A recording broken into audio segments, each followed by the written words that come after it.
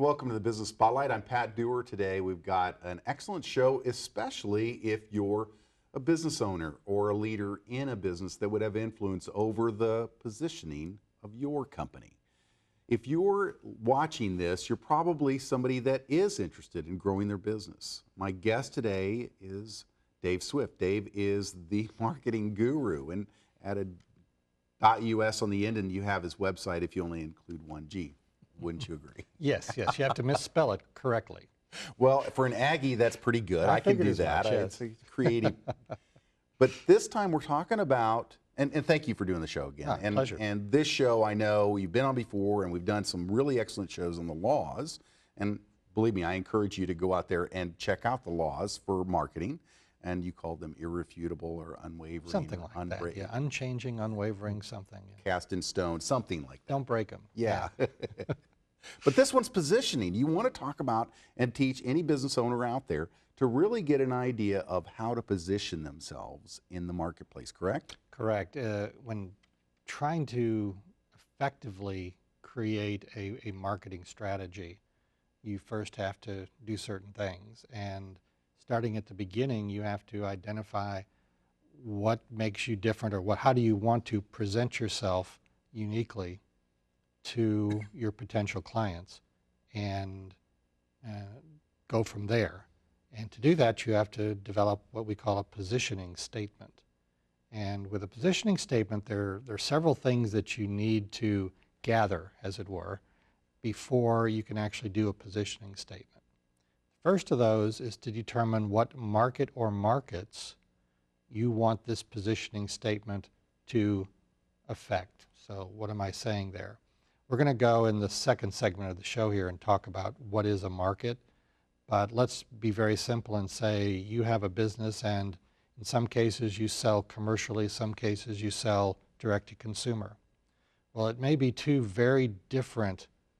are two very different markets, and you may, and most people would, have a very different message and unique point of differentiation that you would present B2B than you would present B2C.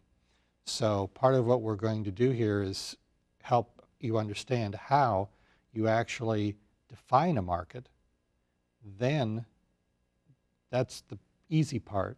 The harder part is then determining what your positioning is going to be in that particular market. And positioning in every way, in message and media and platform and all of these type of things? Yeah, some of the other elements, and it gets to the other elements, who are you targeting? So I already helped you out with B2B by saying it's B2B. Well, that's pretty broad. You may want to have a narrower target than just everybody who owns a business. It may be a vertical market. Maybe I want to get to all lawyers, or I want to get to all people who need cleaning services because they own a building or they lease a building where they have to pay and provide the services. So there are all sorts of different ways you can slice and dice it. But you have to determine who your target is. Then, what is your brand? Now, you may already have a company, but this is useful as well if you are just starting a company. In fact, it's the thing you ought to do if you're just starting a company, is determining your positioning and your branding that you want to have for your company. You may also find that you want to use sub-brands or a different brand than the name of the company as you attack different markets. And that's very popular with brand management type companies, consumer products companies in particular, where you don't see the name of the company very often, you see individual brands. The next thing you have to determine as an element that you bring to the table is what category of the universe are you actually competing in? And in the laws we talked about in an earlier show, we talked about wanting to be the first one into a category. And if you aren't, then create a new category where you can be first, because there are tremendous advantages to being first in a category. So part of the exercise of creating a positioning is determining, so what category are you going to say that you're competing in? Or what are you going to create as a new category to compete in? And then the old thing that comes from sales and everything else, which is you're USP, your unique selling point. How are you different? More importantly, to this particular, in this particular market, to this particular target, to sell in this particular category, how are you different? You may be different in different ways to different folks and more effectively in some markets than others. So you have to choose, what do I want to put out there as my point of differentiation? And then the last thing we try to pull together is, okay, how do you prove that? You know, what's your support for saying, I am this or we are that? And it can be proof or it can be support if you can't prove it. So it's validation from like what Amazon does every time you do a purchase from them. They're sending you a survey saying, how'd we do, right? Well, it can be that, and then but what it is then they show the prospective client, 99.7% of our clients who've used us before have rated us exactly 5 stars. Okay, exactly. And that's a point of proof. Well, we've got a little break coming up here, and this is the Business Spotlight. You're learning keys to be more successful in your business. We'll be right back. Staying involved in dentistry on every level, local, state, and national, makes me a better dentist. Our patients are our life and our livelihood, and we appreciate every single patient that walks in that door. And these are our family, and we treat them that way.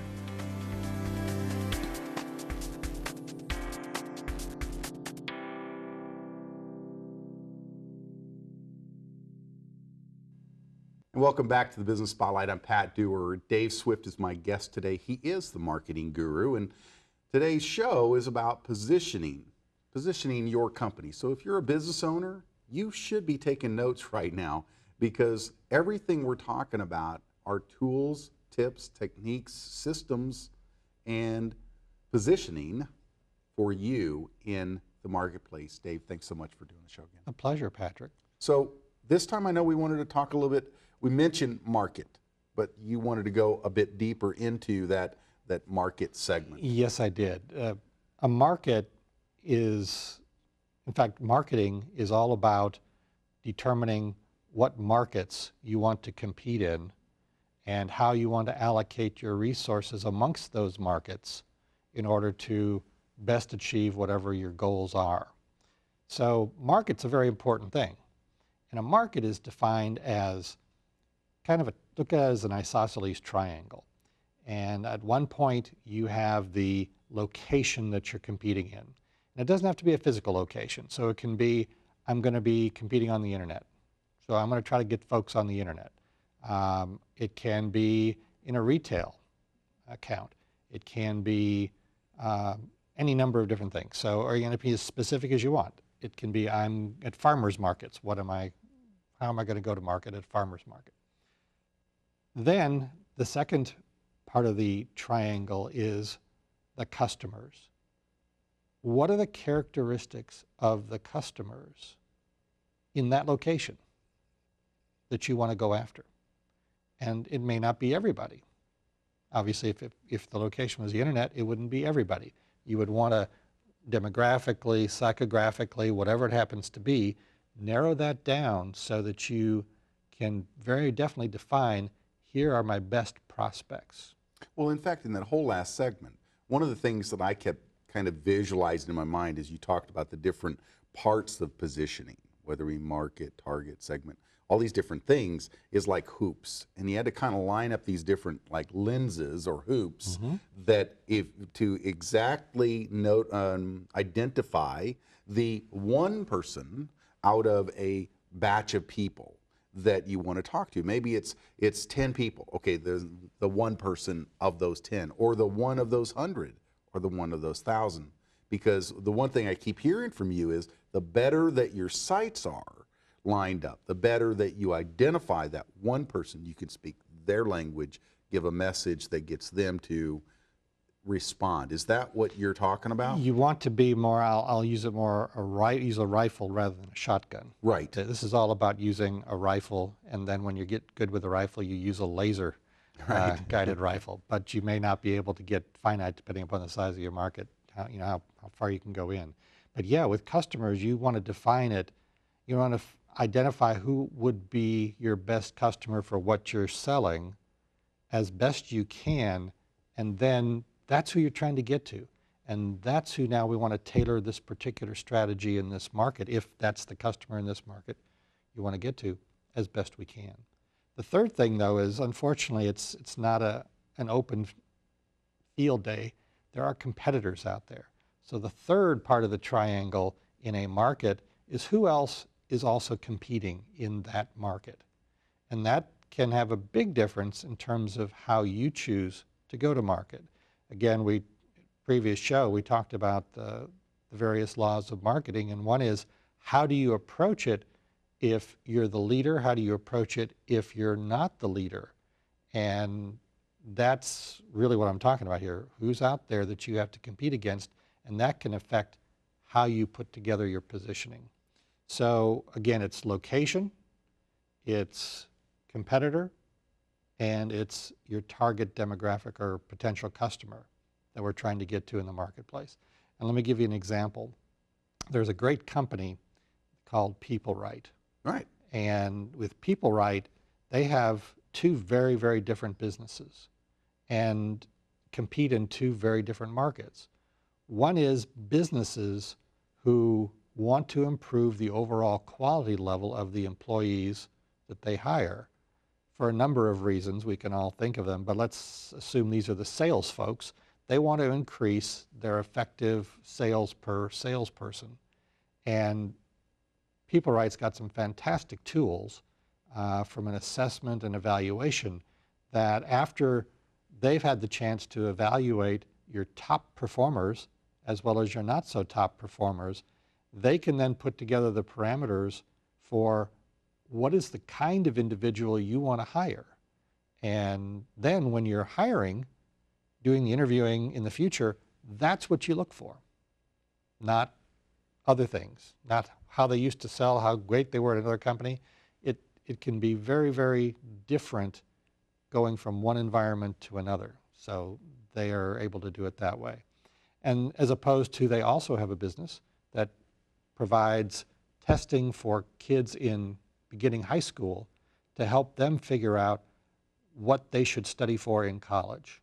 So two very different markets and therefore different strategies. One of the things that's really fun about what they've done is they've really converted everything that they're talking about down to a financial equation. Correct. For the kid, it's saving the parent $10,000 or $15,000 for a change of major, and then but then the other thing, taking all that back into this, they've positioned themselves right. They've literally gone after two specific segments, and that's what we're really trying to get here with the Business Spotlight, is giving you tools for positioning your company so that you can literally prosper in everything you do. This is the Business Spotlight. We've got a couple more segments. We'll be right back. Staying involved in dentistry on every level, local, state, and national, makes me a better dentist. Our patients are our life and our livelihood, and we appreciate every single patient that walks in that door. And these are our family, and we treat them that way.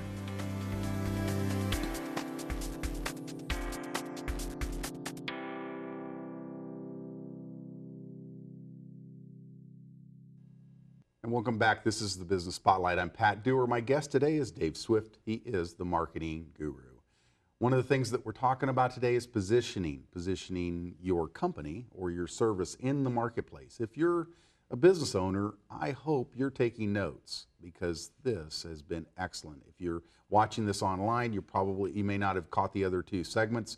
Make sure that you do, because the first two segments really line up and set up this next area as well. Dave, we want to go further now into the positioning statement. The positioning statement. Right. We've talked about the elements, the information and decisions you need to make in order to be able to prepare a positioning statement for a particular market. Right. That's the key, for a particular market. So now that you've done that, here's how we do it. We basically create this positioning statement that first says to the following target. So who are we going to go after? Then we say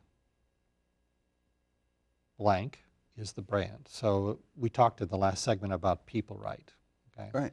So we say People Right is the brand that of category what. So the second is it's what brand and what category. So People Right is the brand of, and I don't personally know what their positioning is, but just looking at it, of assessment tools.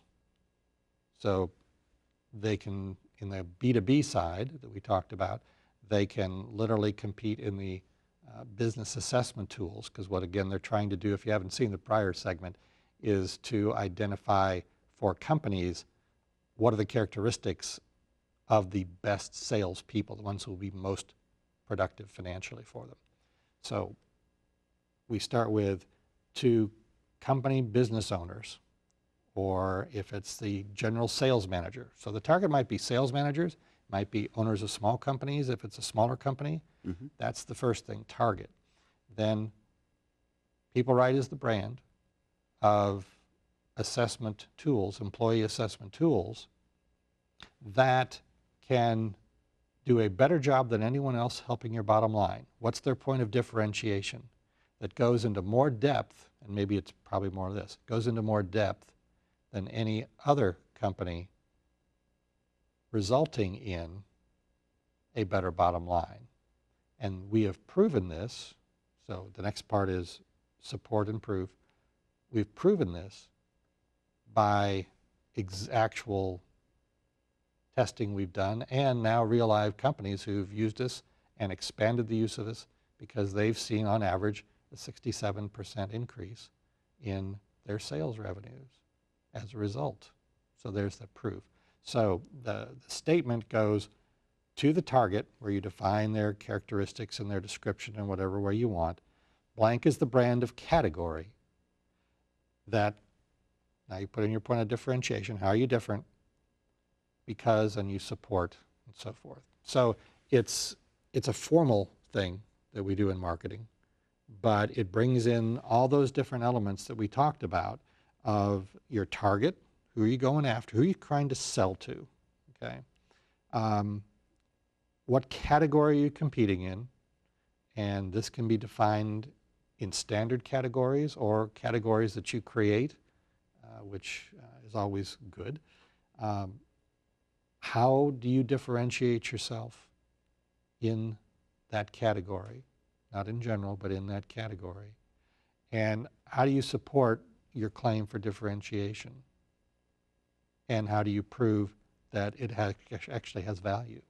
What I hear is that you're, in this statement, that you're actually aligning it up with all these sites that we've set before, Mm-hmm. that we talked about before, so that the message that you state in whatever media that you're going to put it in, whether it be print, radio, TV, whatever, is always has to have that exact line of sight to the client, Correct. the future client. Correct. In fact, what this is the lead into is all your marketing strategies. So this is your strategy for whether it's acquiring customers, it can be your pricing strategy. Because if you called yourself the premier, that's why words are important. Right. The premier provider of these services, well, that implies that you're going to have a pricing strategy that is not, I'm the cheapest in town. Right. Okay? You're going to be proud of your pricing. So this is designed to guide anybody who is helping you develop every marketing strategy that you do, and to make sure that every strategy that you do aligns with it. And then tactics are the next level below strategy, that every tactic that you do aligns with your positioning. Because if you, as I said, if you were doing a program where you've priced and now you're going to give everything away, you have premium pricing but you give everything away free, well, that ruins your positioning in the marketplace and your perception in the eyes and mind of the consumer or the business person who's your client. So that would make a huge difference, though, as far as even profitability and their ability to expand, too. I know that usually the cheapest in town has historically been one of the first ones out of town. I hate to say it that way, but it just is. Positioning has been this show so far, and it's really, if you're a business owner, I hope you've taken copious notes. If you haven't, contact Dave. They can email you at Dave at TheMarketingGuru with 1G.us. Awesome. Dave at TheMarketingGuru.us. Contact him. He'll send you the slides. We've got one more segment. We'll be right back. Staying involved in dentistry on every level, local, state, and national, makes me a better dentist. Our patients are our life and our livelihood, and we appreciate every single patient that walks in that door. And these are our family, and we treat them that way.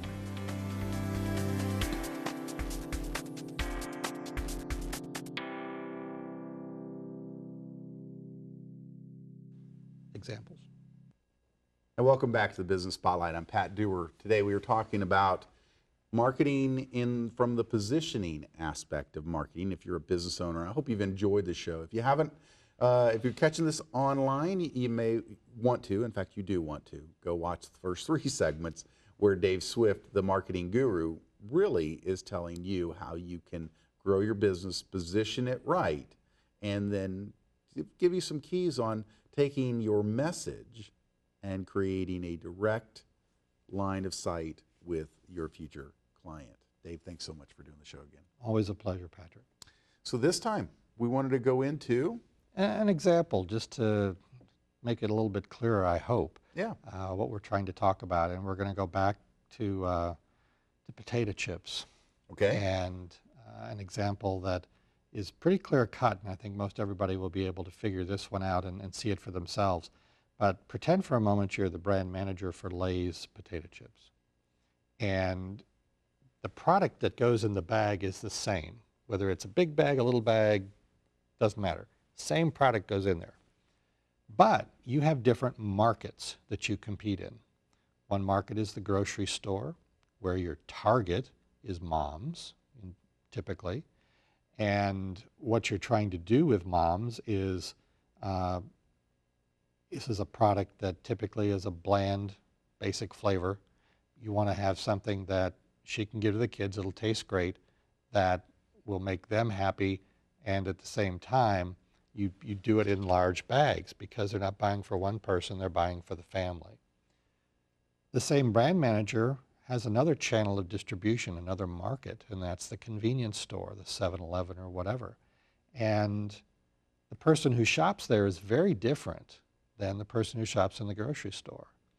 So you really need a totally different positioning, as it were, to appeal to those folks. And first, it's a different market. It's got primarily males who are coming there to either after school if they're teens or during the lunchtime break if they're blue-collar workers. And they're going to grab everything they need to maybe go along with the sandwich that they had, or they may be getting everything there at 7-Eleven.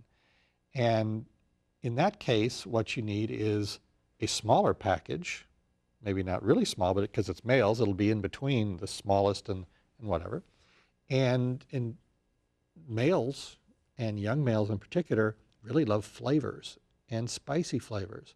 So instead of what you'd sell in the grocery store, which is kind of a no flavored or maybe just a sour cream and onion, you're going to have some super hot and zesty and some different flavors there, and you're going to sell them in different bags. Well, that's a very different market, and it's going to be a different strategy, and it's a very different positioning because you're going to target a different person.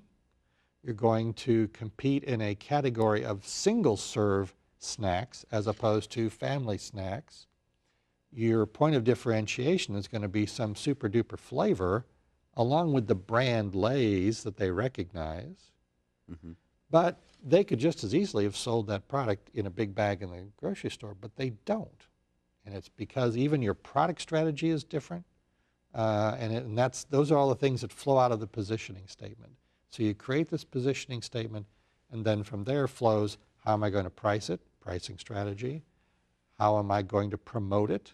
very different how you promote single serve in a C-store versus big bags in a grocery store. How am I going to price it?